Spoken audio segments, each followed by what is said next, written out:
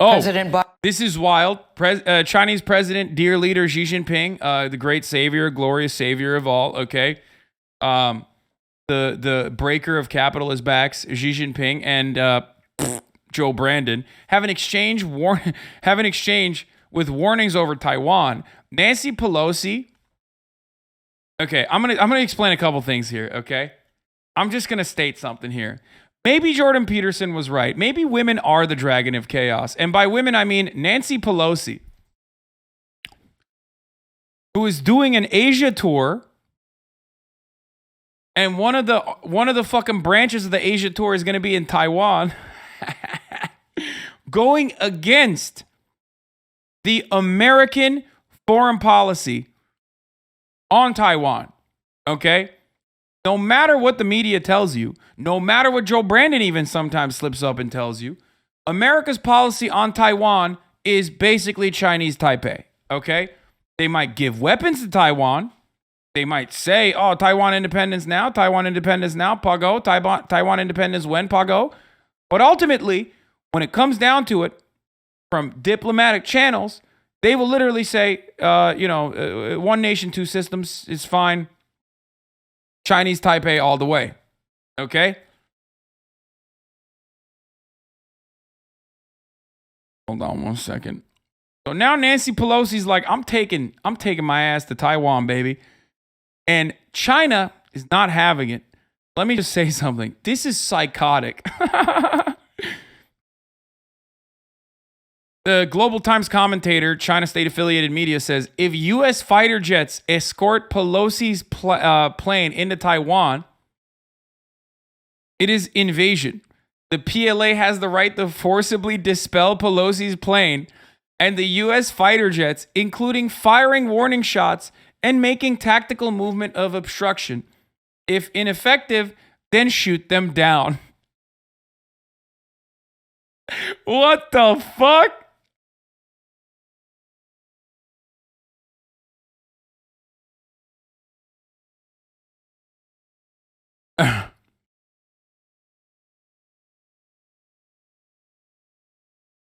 That'd be pretty wild.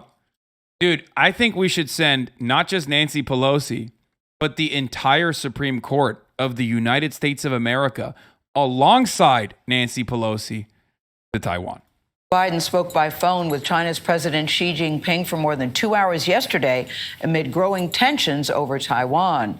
Mr. Biden reaffirmed the U.S. policy on Taiwan has not changed, while Xi warned that, quote, those who play with fire will perish by it. China is upset over a possible visit to Taiwan by House Speaker Nancy Pelosi next month. CBS News' Adam Yamaguchi is in Taiwan with more on this part of the story. Adam, good morning to you. Good morning. The Taiwanese government had been paying very close attention to the call and issued a statement thanking the Biden administration for its rock-solid relationship and continued support for Taiwan's security. All this comes during a tense moment felt across the island. It's Taiwan's annual military muscle flexing. A multi-day live fire exercise preparing their response to a potential Chinese military invasion. We watched land exercises simulate a Chinese attempt to take over Taipei's harbor. So this is all a very, very critical position here. You see that giant port back there? Stuff is so funny. That is what the Chinese want to capture. On board a Coast Guard vessel, we saw just how little water separates Taiwan from mainland China, a major route for international trade and U.S. naval ships. Only 80 miles. Wow. China claims this self-governing island as its own and has increased both its military pressure and rhetoric in recent months, while closely monitoring world reaction to Russia's invasion of Ukraine. This year's exercise also includes air raid drills. The population here is on edge and getting prepared. Locals here express relief over America's continued support in the face of what they see as an ever-growing and looming threat across the strait. For CBS Mornings, Adam Yamaguchi, Taipei.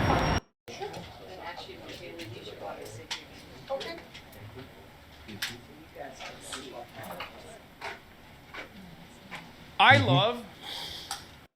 this is the Will Smith thing. We're not going to watch this yet. Hold on. Let's move on from that to why is China so damn big?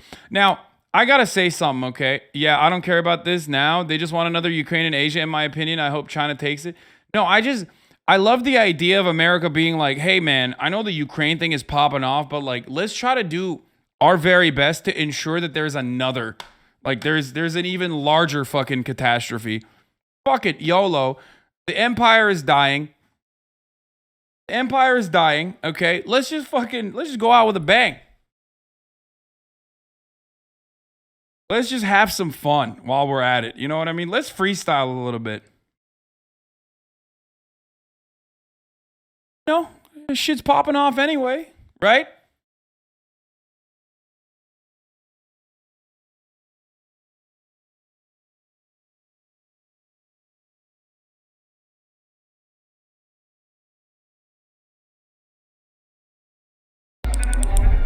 Every country on this planet has a story about its founding. Whether it's about a group of rebels trampling the global superpower, or a pacifist delivering independence for the second largest country on the planet, the most powerful man of the 20th century, or some dude pulling out a sword from a rock. They're usually somewhat fabricated and polished ideas of where the country came from, what it stands for. But China's story is different. China's story is a new story. How many people have literally gotten complacent over this because it seems to happen all the time? I mean, we looked at what the actual like Taiwanese people feel about this issue, and it's not as like black and white as American media covers it, and it's more so just like, please don't fuck this shit up, don't rock the boat, and more so, yeah, we don't want China to fucking come over and forcibly take over the country. But also, despite its foundation, and despite America's attempts of using Taiwan as a reactionary cudgel against the growing presence and threat of a massive communist country during the Cold War, the people of Taiwan are just like, sorry, the people of Taiwan are more so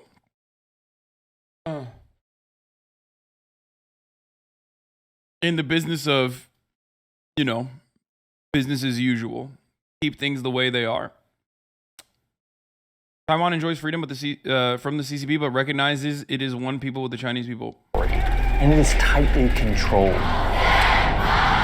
It's a story that is being used as a weapon to subjugate millions of people, to eliminate ancient cultures, to expand China's borders farther than they've ever pushed before. It's a founding myth that can't be challenged within China, and it has been so heavily peddled and thoroughly implanted into the Chinese psyche that most people believe that China actually looks like this, and that it has always looked like this. But China doesn't look like this. China actually looks a lot more like this. But only if you look at the real history, the facts and the evidence, which is something you can't really do within China. So instead, the Communist Party has created and weaponized the myth of this over the past 70 years to erase these borders, to build islands, to threaten neighbors, and to undertake one of the largest assimilation projects. Bro, this is a fire video. This is a fire video in human history. It's a project that has cost them trillions of dollars and has been responsible for countless horrific human rights violations. Listen, my controversial position on this is that, like, I'd rather have people that are invested in regional dominance. I'd rather have global superpowers be more invested in regional dominance rather than fucking global dominance in the form of what America is doing. Okay? If both things are wrong, and there are morally abhorrent aspects of said realities, okay? I'd rather have people fucking deal with their own shit in their own backyard rather than what America does, which is deal in China's backyard. The fuck? What do you mean? You can't fucking simultaneously be an American guy and turn around and be like, wow, I can't believe China is like building fucking islands and shit and expanding its territorial control. That's so crazy, which is why us, the United States of America, need to do something about it. Bro, do you know where you are on the map? What the fuck do you mean?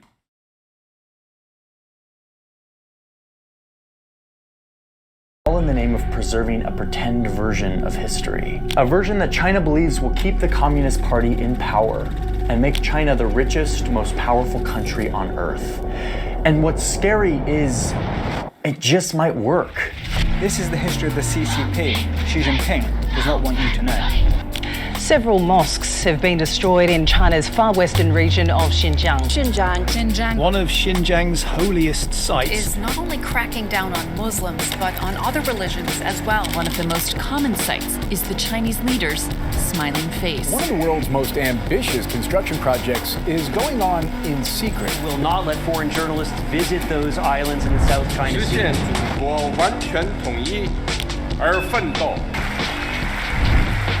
CPC is actually giving Taiwan really favorable options, to be honest. Taiwan having its own military, no mainland officials there, but Taiwan officials welcome into the CPC. There's a cultural dimension to it where it's about face. They want to put the nail in the coffin of the century of humiliation.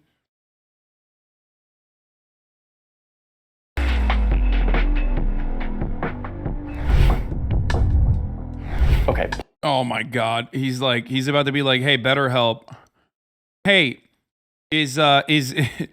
did my video about Chinese dominance get you down? Go to betterhelp.com and you can talk to a chatbot about your depression. Well, you could hear me talk about it, or we could go right to the horse's mouth and listen to this guy, Xi Jinping, who's probably the best salesman for the Chinese story. Here he is giving a speech where he starts out with his boldest claim of all, that China is this 5,000-year-old civilization. With a history of more than 5,000 years, our nation created a splendid civilization. But according to his story, in 1840, outsider Europeans came in and tore apart his unified country. China was... Americans are so jealous that their history doesn't even expand towards 300 years. It's such copium.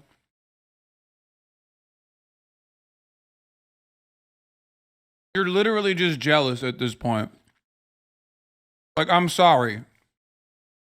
I'm sorry that the world's greatest superpower currently, okay, not for long, but currently only has like a fucking 200 plus year history, and it was founded by a bunch of fucking psychotic, penal colony survivors, okay? Wanted to do rapes and slavery and genocide. I'm sorry that America doesn't have a robust history that goes beyond that. He's like, oh man, I can't believe this. Like, yeah, it's one of the oldest fucking empires. Like, what are we talking about? Plunged into the darkness of domestic turmoil and foreign aggression. And now China is fighting back. We must be ready to fight, build our ability, and keep striving to secure new victories in this struggle. So the modern Communist Party of China is engaged in a project to restore the greatness of China, to make China great again. Okay, right, but this is just a political speech. Wait, so it's only wrong when other countries kill Muslims? No, what China did is fucking completely unacceptable in Xinjiang. Completely. Make no mistake. I've talked about this many, many times over. I've criticized Chinese, the Chinese treatment of Uyghurs many, many times. That's not up for debate or discussion. I'm talking about something entirely separate from that. Speech. Why do we care if this guy's romanticizing the history a little bit? It doesn't really matter, right? No, actually, it does matter. Bam. Take a chill pill. What I want to show you is that Xi Jinping and the Communist Party use this story to justify terrible things. Mass assimilation of people to be controlled by the central government of Beijing. So to do this, let me just quickly go back and we can do a time lapse of this region of Asia and what it looked like over the past few thousand years to sort of fact-check Xi Jinping. Here is China, cradle of civilization in Asia. What we think of as Chinese culture or Chinese civilization it's really fucked up. They should have just let Japan take over. They should just let our trade partners cut China apart and just control it. Much more favorable that way. That's what we should have. That's what we should have kept it as. has indeed been around for thousands of years.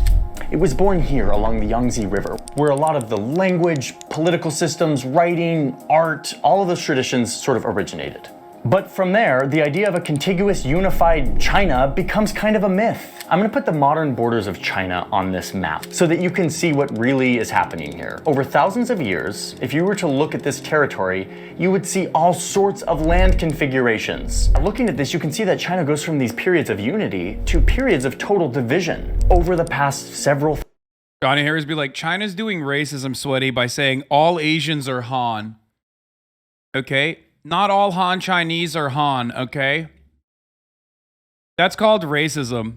Maybe you should balkanize China. Have you ever thought about that? 1,000 years, China has gone from a bunch of divided kingdoms to periods of total unity where lots of good things happen. Technology, agriculture, unity, power. During times of division, bad things happened. The country was in chaos, there was destruction, there was war, there was... So, if this is true, then Europe is a fucking lie. Yes, brother, it belongs to the Mongolians. What the fuck do you mean? Dude, finally someone fucking said it, dude. God damn it.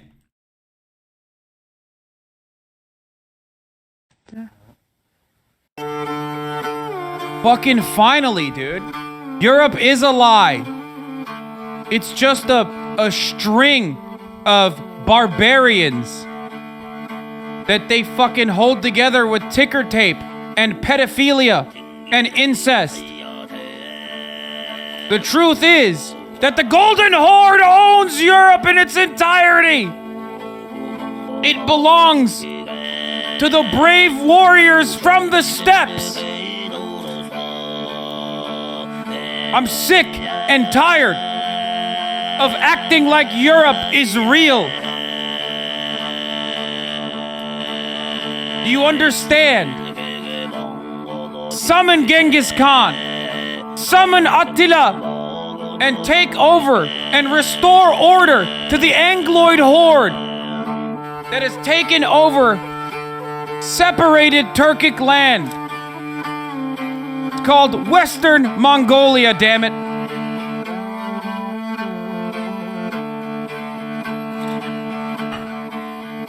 Okay, let's continue.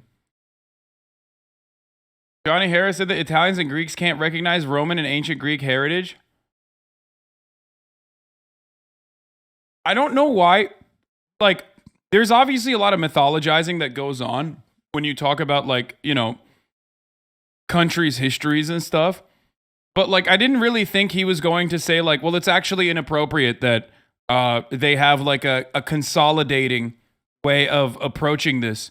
It's literally like if Johnny Harris was making an argument against Turkey, being like, well, the Ottoman Empire is actually a sequence of different tribes. You know what I mean? It's like, oh, okay, so what? Like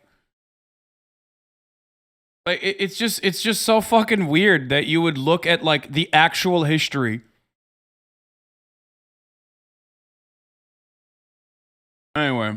Lawlessness. And this just keeps on happening for thousands of years, a seemingly endless cycle of unity and then division. Xi Jinping is very right that out of this region, during some of these unified periods, came, like, real serious advancements in shipping and math and, like, gunpowder and all of these things that, like, have informed how we've all developed as a world. This part of Eastern Asia was definitely on the forefront, but it was never one contiguous China for thousands of years. And the upshot was very clear. Bro, I mean, but, like, even then he described, like, even when he's showing this, was definitely on the forefront, but it was never. Even when he's showing this, like, there are different dynasties that literally fucking took over the entire land. Like, who's to say?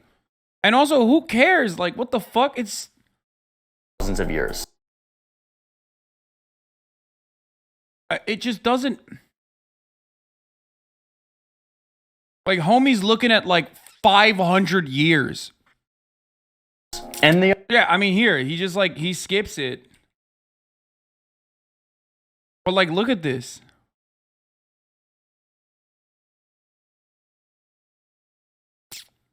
It's a filler video, dude. You keep being surprised by shitty writing quality of Harris. It's always funny when someone just, like, describes how countries are formed at a time when there's, like, you know, at a time during empires, and he's like, yeah, this is, like, fucking crazy. And the upshot was very clear. Unity meant prosperity and technology and all these good things, and disunity equals chaos and bad things. Okay, so it's now the 1700s, and over in Europe, the new fad is imperialism. Imperialism. Right, yeah. There's European countries who are looking for more land so that they can expand their borders, send their armies, and everyone's doing it. It's the French, it's the British, it's the Spanish, it's even the Japanese are starting to get on board with this. And over here, in today what we call China, they had once again slipped into a period of serious disunity. They were divided, but this time it came with an extra dose of humiliation. It's not for nothing that the period stretching around 100 years from the 1840s to the 1940s is known as China's Century of Humiliation. This era He's like, that shit was poggers. They should go back to that. Disunity in China came from outsiders.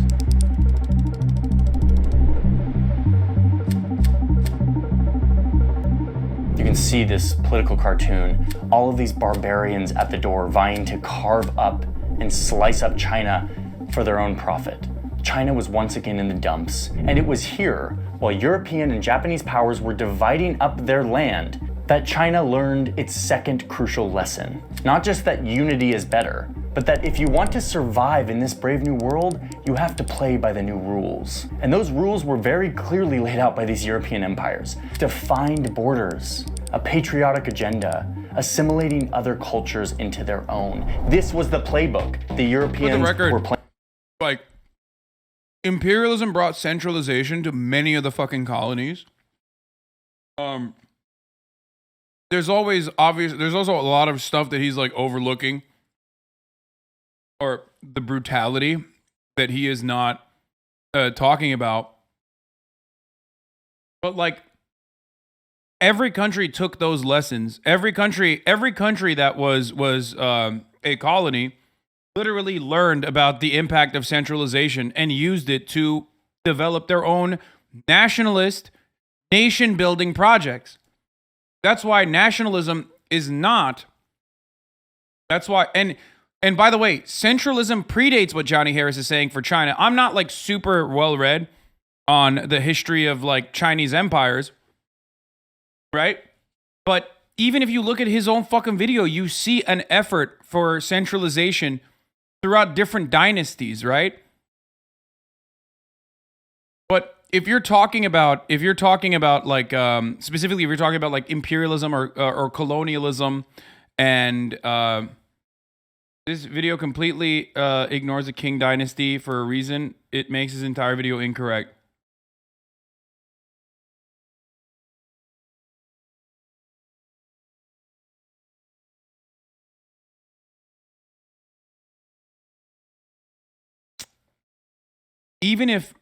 Even without that,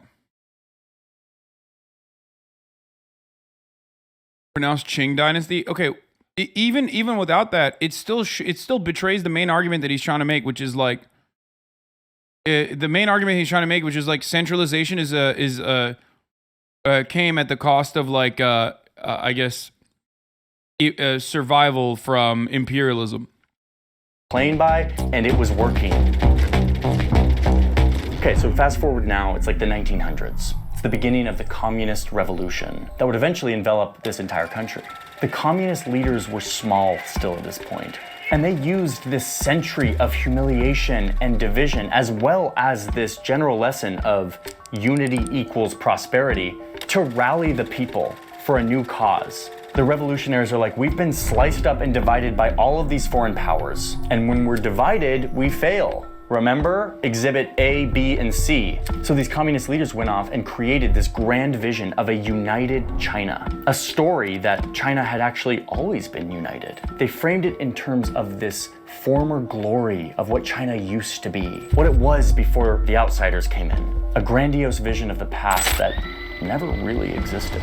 I mean, again, this sounds pretty darn familiar. We will make America strong again, proud again, safe again. Oh my God, bro. Are you fucking serious?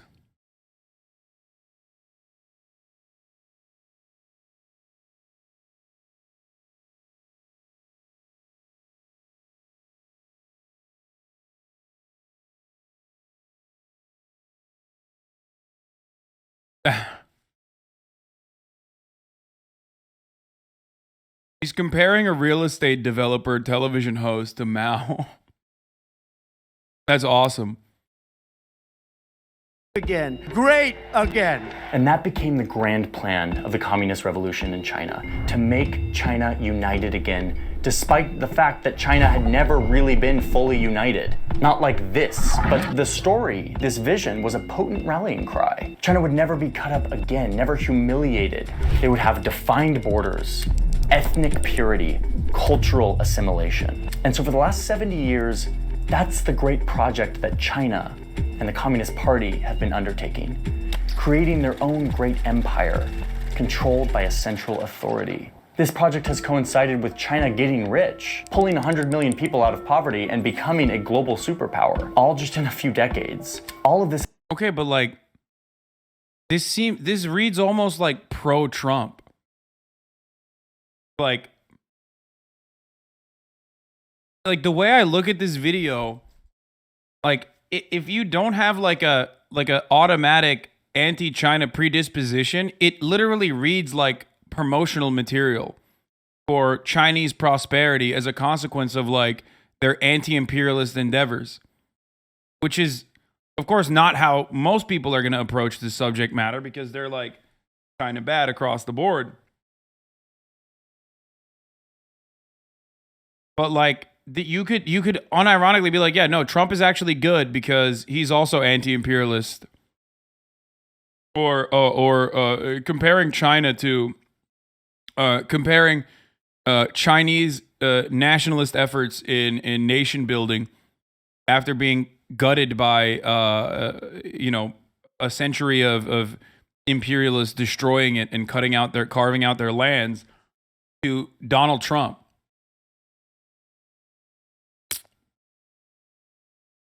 Has given the government a lot of resources with which to execute their project of forcefully uniting a swath of land that isn't and has never been united. And I want to show you what that looks like. The issue of China ruling over autonomous regions is controversial. So what are China's autonomous regions, and are they really all that autonomous? This I used to work with map that most people are familiar with when they think of China.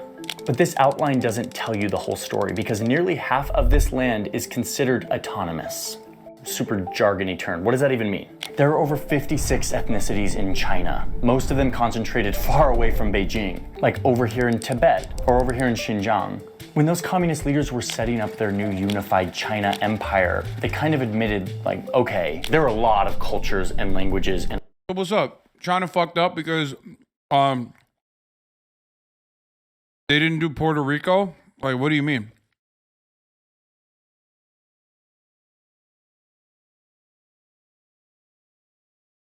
I mean, I guess he's like I'm sure he's like pro Puerto Rican liberation as well, probably. Hawaii. I mean, fucking half the states, brother. Like, what do you mean? Like, we are the United States of America.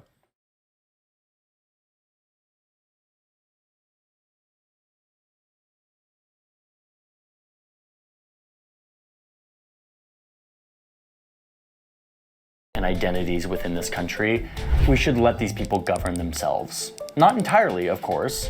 They still have to answer to Beijing with certain things, but they would have autonomy, autonomous regions. But many of these semi-autonomous regions, like Xinjiang, Tibet, and southern Mongolia, these places were never originally a part of any conception of China. They were forcefully absorbed by the Chinese Communist Party during its nation-building project, like in the past 70 years. Okay, let's get specific here.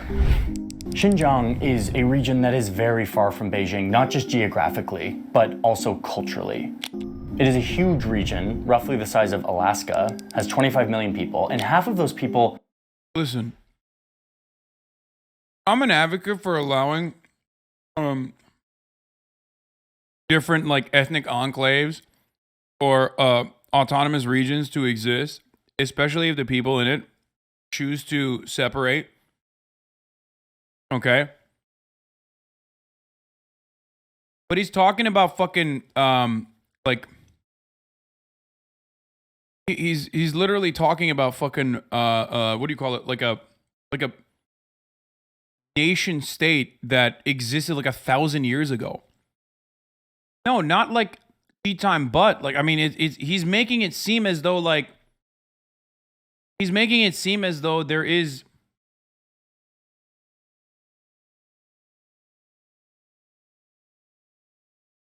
like when you talk about fucking the Chinese empire or Chinese dynasties, when you're talking about Chinese dynasty, like you're literally glancing over fucking thousands of years of history as though it's happening in over the course of like 30 years. Identify as Uyghur, which are mostly Muslims who are from a Turkic descent, not like a Han Chinese descent. They come from a different culture. The street signs are not in any Chinese language, they're in like the Uyghur Turkic language. The architecture looks a lot more at home in like Istanbul than it does in Beijing, and 5 times a day, the streets fill with the sound of prayer. Xinjiang was an independent republic twice before, but eventually it was overthrown by China. 8 years after China grabbed Xinjiang, the Chinese government did the same thing to an even more remote region at the highest plateau in the world, Tibet. They annexed this place that is 3 times the size of Texas. It has its own very distinct language, culture, identity, and does not identify or connect with Beijing. And back in the day, again, when China wasn't rich and powerful, they couldn't really wrangle these regions until suddenly they got rich really fast. Second in GDP only to the United States. How'd that happen? And for the past 30 to 40 years, China has been pouring money and people into these 2 regions to make them more like China. It's kind of like the geopolitical version of gentrification. It's basically where non-Chinese societies are subsumed by societal norms of Han Chinese culture because of a bunch of militarization and money. So in Tibet, you see this in the Tibetan schools that are only teaching in Mandarin, not in the traditional Tibetan language. Or you see it in Xinjiang, where the mosques are torn down for being too Islamic and are rebuilt in traditional Chinese styles. Oh, and it starts to get a lot worse. In Xinjiang, the Uyghurs are literally taken away by the millions and forced into concentration camps, where they're supposedly forcibly taught Chinese values. The government is involved in a mass sterilization project where they are forcibly inserting IUDs and other birth control forms to basically run them into extinction. And not just like 10 people, like millions of people. China originally gave these people autonomy because they... Holy shit, this is so wildly inaccurate. No, the part about Xinjiang, and I know everyone's going to say, like, Adrian Zen's propaganda, or, like, fake photos or whatever the fuck, but, like, no, there is... Residential schools is a great example of, like, analogous to what the Hanification, or at least, like, the forced... cultural changes that were implemented in Xinjiang, and their reason for doing that, or their claim for why they were doing that, was because they wanted to combat separatist extremists, Muslim separatist extremists. That was the take. So much so that like Xi Jinping, everyone's favorite supreme leader, quite literally openly stated that that they had learned how to deal with Muslim separatist extremism from the United States of America. This is a real fucking quote from Xi Jinping. Okay? So the idea that that is not the case is ridiculous.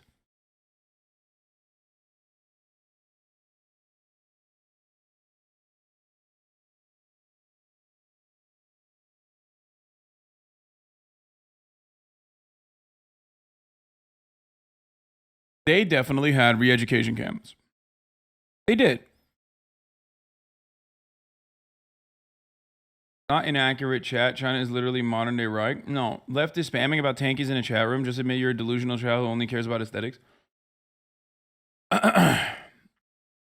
Every country has expanded its borders under similar protocols. The only difference is China is doing it right now, and they're doing it as a nation state that is against the United States of America. Worse than that, they are a nation state most likely to overtake the U.S. global hegemonic power.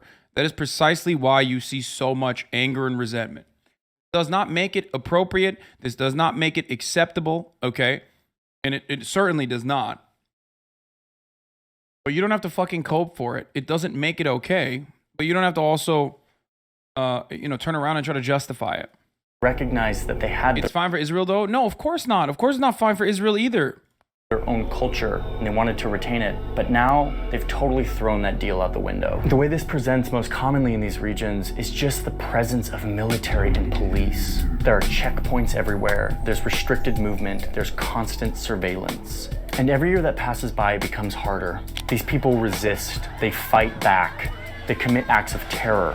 And in response, China sends more military, more police, and more surveillance equipment. In 2018, that part China ended spent already. $10 billion in security.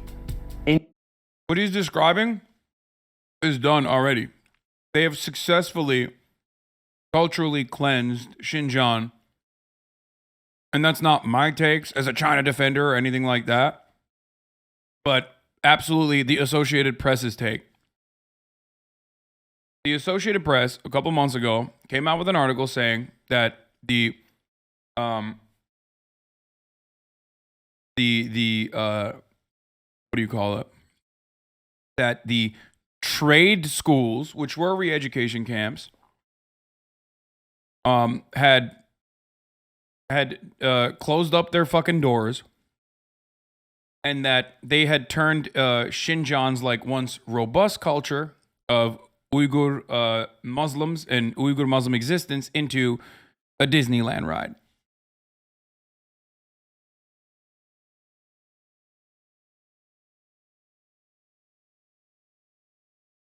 Okay?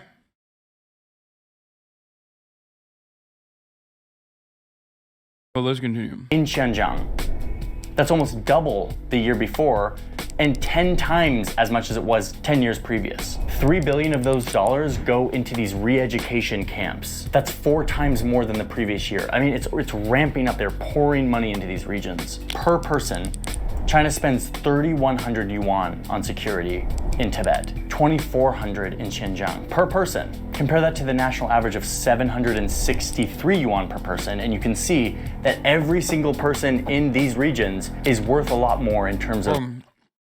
Okay.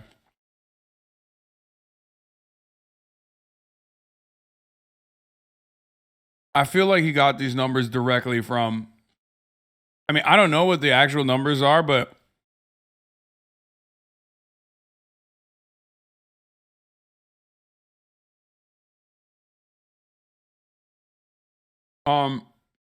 surveillance states still very much exists all over China, especially so in Xinjiang. The spending is not over. Paywall articles, so archive. Oh, yeah.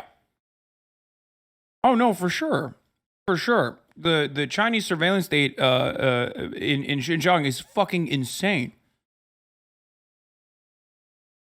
It sounds like you defend China's ethnic cleansing in Xinjiang because you refuse to play the top of the hour ad break, a crime against humanity. Fuck you.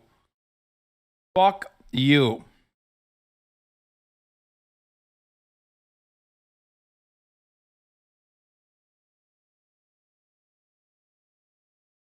Fuck yourself.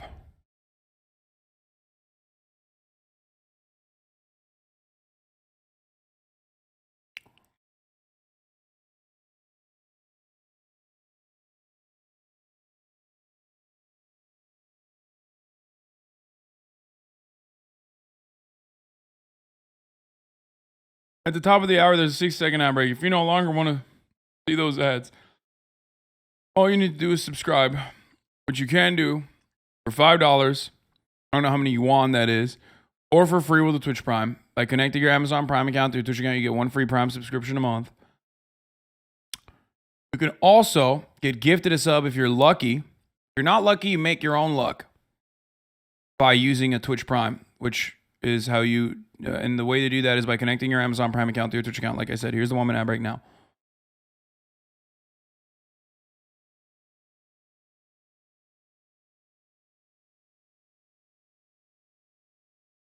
One chat, 2 systems. For the record, as far as like China's surveillance state, the original inception of the surveillance state in Xinjiang is absolutely infinitely more suppressive than the world's largest CCTV per capita area, which is London.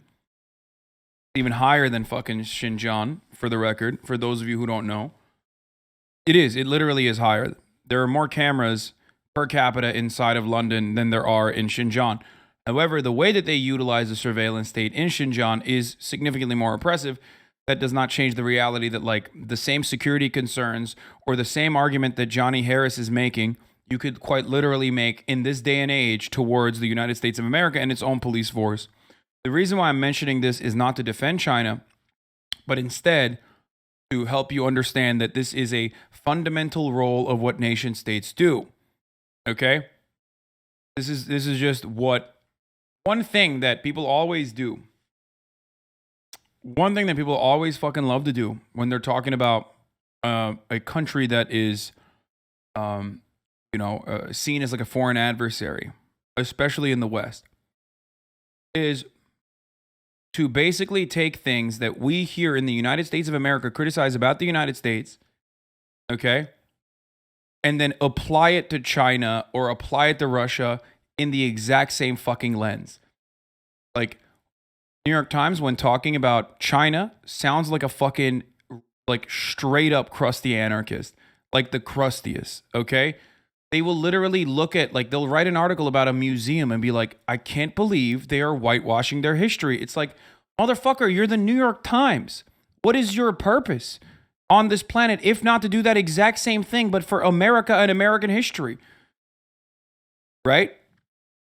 So, when you are criticizing China, if you want to criticize it like you are a leftist Chinese person, okay, then you have to still understand that the exact same things that they're doing, America is doing and has done and it continues to do, okay, which is my criticisms of China. My criticism of China revolve around what the same exact aspects that America engages in that I despise. Okay, another white dude ranting about China. Yeah, I know. I'm another white dude. Oh, xenophobia. Shut the fuck up, bitch. China's the most powerful nation on the planet. Suck my dick. I love, by the way, that unironically is the same exact bullshit that like conservatives do. Oh man, you're being fucking, you're being real anti-Christian white right now. Like, what do you mean? They fucking dominate, bitch. What are you talking about? And I don't even hate it. Like, I don't even have a problem. I love high-speed rail. Shut the fuck up. You can't hit me with that fucking xenophobic bullshit, especially when China belongs to the fucking... A great wall was built. They called it the greatest wall. One that could be seen from the sky. The Turanist forces and the Khanate, the Golden Horde. That's who China truly belongs to. Do you understand? We will tear down those walls and we will rid China of its Chinese influence to restore order to the true mandate of heaven. Göktürk. The real mandate of heaven is that China and all of those lands belong to the warriors of the steppe. Okay, I gotta stop doing this. All right, let's continue. The cost of making them assimilate. So the question is why? Why is China doing this? Why are they investing so much money into occupying and forcibly assimilating these people? Well, there are several geopolitical and economic reasons why the Communist Party wants to do this. First off, the resources. Xinjiang produces 87% of the country's cotton, for example. And when it comes to Tibet, you can see that they provide a buffer between China and India. Tibet also has the largest freshwater supply in the world, given where they are so high up. China also uses these regions as a part of their big infrastructure initiative, the Belt and Road Initiative. They use infrastructure to connect these regions to continue to fortify their economic. This is my favorite take.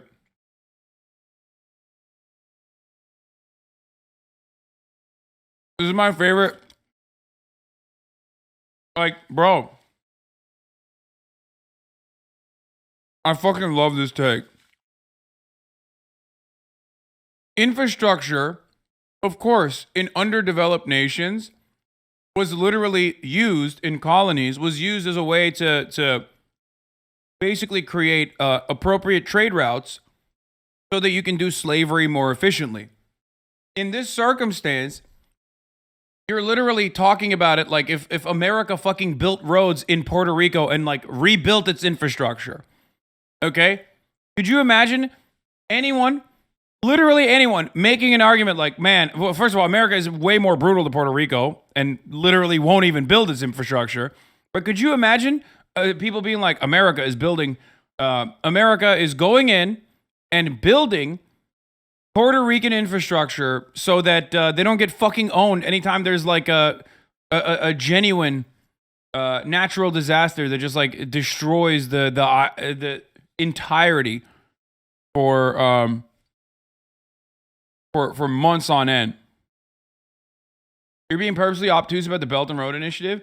Oh, I've talked about Belt and Road Initiative many, many times. I was just talking about them building infrastructure in Xinjiang and also in Tibet and whatnot. I'm not even talking about the Belt and Road Initiative. The Belt and Road Initiative is, as it stands currently, and this is not my take, this is the take of like Foreign Policy Magazine, The Economist. These guys are not like insanely fucking pro-China, but still significantly more favorable to the IMF as it stands currently.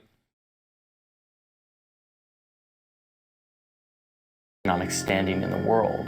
But I believe the real reason is this myth of a united China, because a united China is a strong China. A divided China is a chaotic China. This has been the rallying cry for 70 years, but it's not just assimilation within their borders. This myth has also fueled and justified China's adventures in expansion elsewhere. This is the South China Sea. China says it will fight to the very end to prevent Taiwan from being declared independent. The former British colony is being smashed into submission. So now you have China building islands in the South China Sea, claiming that this entire ocean belongs to them? Oh, that's just China reclaiming what was rightfully theirs. Because after all, this ocean's been theirs for 5,000 years. They're just reclaiming it. Violating its promise to let Hong Kong stay independent and absorbing it into China piece by piece? Oh, that's just China restoring sovereignty over these islands that... Bro, the fucking news article literally said the former British colony. Like, what? Come on, dude. Like, they were slated to fucking give it back to China, like, what, 20 years down the line? So they fucking accelerated it.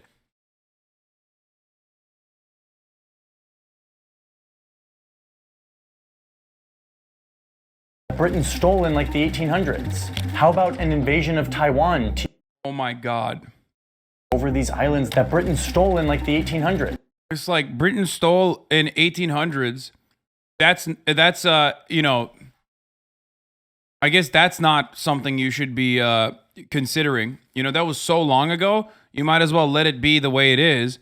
But of course, if we're talking about fucking Chinese dynasties that, you know, encompass like 500, 400 years, then that's like, whatever. That's like ancient history. Who gives a fuck?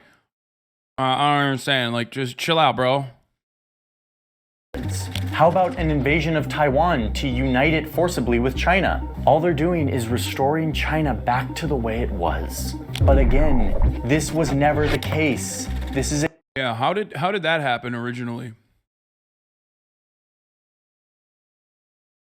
Like I said, I'm not super well read on my Chinese history, but if I'm not mistaken, that was more of a role reversal, right? It was like a return to sender type situation. The Taiwan situation. You know, get better generals, dog. What do you mean? Like, you can't just be like, yeah, they got destroyed. They got rolled and smoked and dumpstered by Mao. Oops. Like, what are you talking about? That's insane.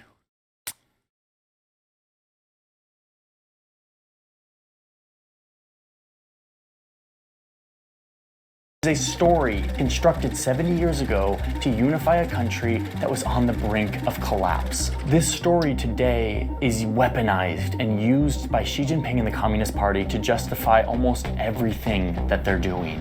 Achieving national rejuvenation will be no walk in the park. It will take more than drum beating and gong clanging to get there. Every one of us in the party must be prepared to work even harder toward this goal. Okay, so to end this, I just want to say one last thing, which is I have no interest in bashing on China and Chinese culture. There's so much beauty that comes from this region of the world. And as I mentioned, every one of the countries out there, including my own, are guilty of a weaponized history. The reason I'm concerned and focused on this is because this mythical fake story that China is using, it can't be fact-checked within China. So instead, the Chinese government is able to use this story. Bro, I love this. This is my favorite take. It's so lib. It's so libbed up. Like, hey man, we can fact check our fucking nation's history in America. What good does that do, dumbass? You got fucking Supreme Court justices, 6 of them, that just literally decided in the most ahistorical capacity that women cannot get fucking abortions. Like, a medical procedure that literally existed in the time of fucking our founders. Okay? So what? What good does fact-checking that do? It is such a fucking lip-tart-ass approach, dude. Like, oh yeah, if China was able to fact-check their history, man, things would be so different. Like, what do you... If only there was a Chinese Glenn Youngkin who was, giving 4 Pinocchios to Xi Jinping. Things would be so different. Actually, sir, Mr. Xi, 5 Pinocchios on that take.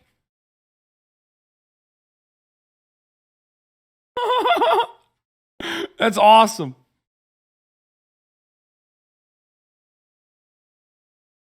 Yeah, because China has such a good record on women and children. Dude, I never said that.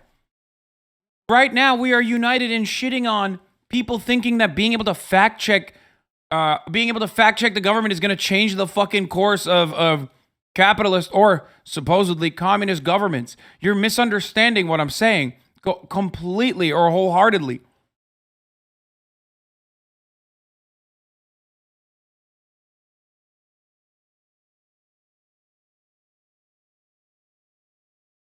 Glenn Youngkin is governor? Yeah, I know. I fucked it up. Whatever. The other dude. There was a guy, remember the one that like fact-checked Bernie Sanders' false claims about Medicare for all? That's what I'm talking about.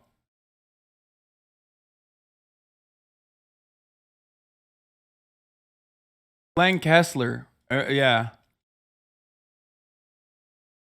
Story as a weapon to justify the oppression of its people, the grabbing of land. And honestly, looking at it, how it's playing out, it's just a modern day. Oh yeah, he was fact-checking a little too hard. Sometimes article heads go at it, go fucking bananas mode. Okay? And they fact-check a little too hard. He fact-checked the 10-year-old rape victim in Ohio. You know, don't fact-check, don't Drake and drive, and don't fact-check don't go full fact checker, okay? You don't want to do that. Fact checkers go goblin mode. Yeah, dude, he fact checked a little too hard, you know? That's what happened. Day version straight out of the old European imperialistic handbook.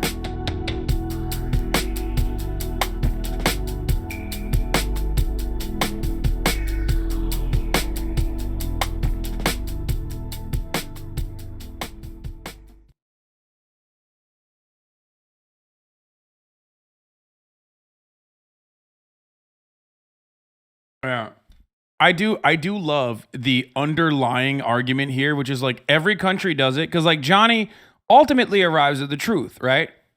Something that I have mentioned time and time again as well. That like every country has done this. It's a part of nation building. You create a fucking overarching mythology, right? And then he says, but the reason why I'm mentioning it is because they can't fact check this in China. And it's like, bro, that's the reason why you made this video? That's the reason why you made this video, dog? Like, what do you mean? Like, what is fact-checking gonna do? Johnny Harris should definitely make a video on why the USA is so damn big, why Canada is so damn big, and also even why Australia is so damn big. The assimilation of Native Americans, destruction of cultures, massive racisms in America, trail of tears, bloodshed, waging wars against natives and Mexicans, cruel treatment, segregation. Maybe a video on the problem of NATO expansionism is also good to look at. A video on why the USA is so damn big is very needed, though. It's true. Like, do you think, like, you know, someone's going to read this and be like, this is it. This is what the motivation I needed. This is the motivation I needed. I'm going to fight against Xi Jinping now. No, motherfucker. You know what fucking destroys China? If they weren't doing Chinese prosperity, okay? That's it. This is centuries of fucking history. People have revolted against prior forms of government many, many times over. If they weren't fucking building infrastructure, then they would be getting their shit pushed in. No matter how much the police force tries to control territories or whatever the fuck, ultimately, if they weren't giving people a crumb of prosperity and creating the idea that the government genuinely takes care of you if you fucking keep your head down and shut the fuck up, which, by the way, I'm not saying is correct. I like the neoliberal method of control. I've talked about this many, many times over, okay? I think the neoliberal method of control in the form of offering a million different fucking choices, even if it's created by the same eight agricultural producers, is unironically a better mechanism of control because it offers you the idea that you live in a free society when you don't, rather than the authoritarian form of control that you see in China or that you saw in the USSR. Okay? I think that the illusion of choice is a way, and of course, consumption, commodity consumption, and commodity fetishization is a significantly better form of control than an authoritarian form of control that's like, hey, shut the fuck up, keep your head down. We're going to give you some shit. We're going to give you infrastructure. We're going to give you cool trains. And you're also going to end up, feeling a sense of pride in Chinese prosperity. But also, your life will be better than your grandparents. And that's true. That has happened. It has happened in China. Like, demonstrably. It is demonstrably true. Anyone that says that that's not true is ridiculous. You're also betraying exactly what the fucking, World Economics Forum and everyone else says all the time. They love shitting on China and then also taking advantage of the Chinese the Chinese development and prosperity that has allowed global poverty to be eviscerated in a meaningful capacity. Without the Chinese development, global poverty did not go away. It got worse. It genuinely got worse.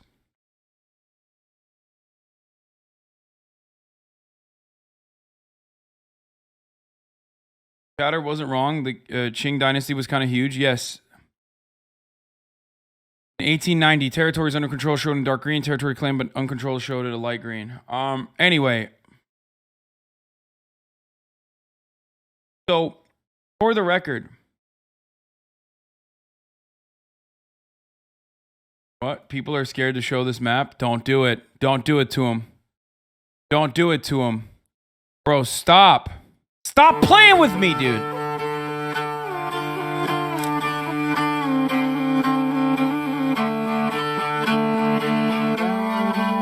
I'm just gonna play this while I finish the rest of the salad.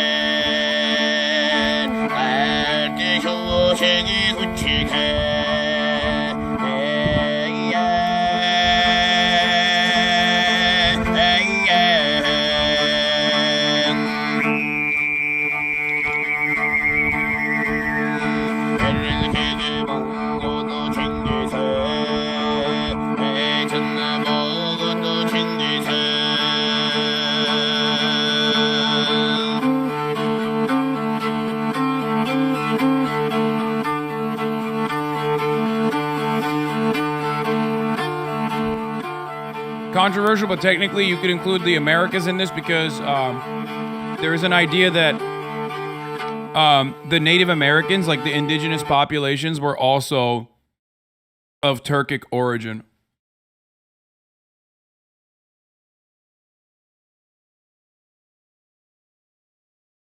So technically everyone is Turkic. The entire world is Turks.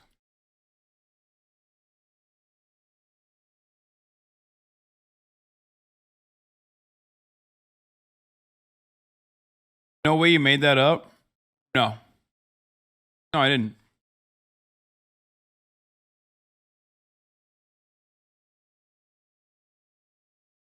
Why did the Turks fall off? What do you mean, bro? You can't control all this territory, especially when you're just like a fucking string of like nomadic horse riders.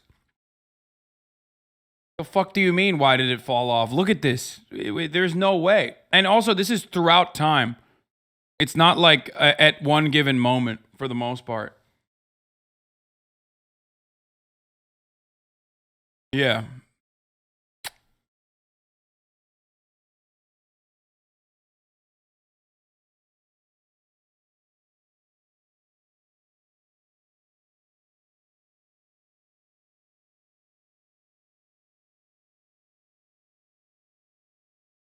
If everyone is Turkish, no one is Turkish, keep posting L's.